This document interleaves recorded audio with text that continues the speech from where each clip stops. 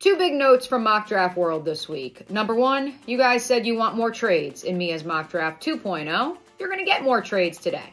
Second, Jaguars head coach Liam Cohen brought up the wing T offense not once, but twice in the last week, both in the Jaguars.com original production, The Hunt, as well as at the NFL owners meetings.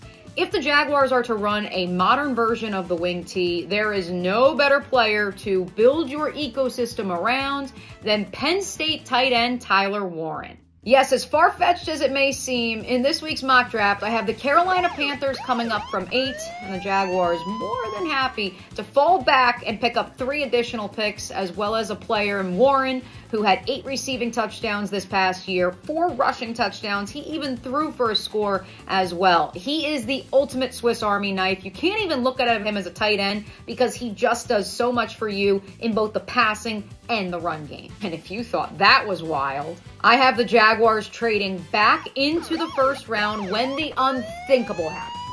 I've heard from enough people in the league to know that there is a chance that North Dakota State's Gray Zabel will not be the first interior offensive lineman drafted, as much as I believe he's the best of the bunch. There is a world in which Alabama's Tyler Booker, Ohio State's Donovan Jackson go ahead of the NDSU product, so let's just say he happened to be there at pick number 29. If I'm James Gladstone, I'm getting on the phone. I am taking some of the capital that I just acquired from the Carolina Panthers, moving up from 36 to draft a player who has 5 position versatility, even if he projects more as a guard or a center because of his arm length.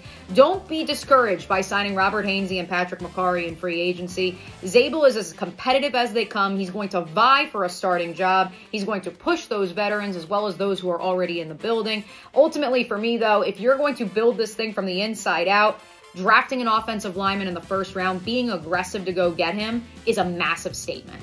With their first third-round pick in this week's mock draft, I have the Jaguars selecting the player who I think might be the most intangibly rich in the entire NFL draft. Oluwafemi Oladejo, converted off-ball linebacker, now an edge out of UCLA, won the Good Guy Award at the Senior Bowl, a guy who has more pass rush moves in one single season of starting experience on the edge, comparatively to guys who have been in the league for 4+ years. With their second third-round pick, I have the Jaguars selecting Jacob Parrish, corner out of Kansas State, which breaks my prediction that the Jaguars will double dip along both the offensive and defensive lines before day 2 is through.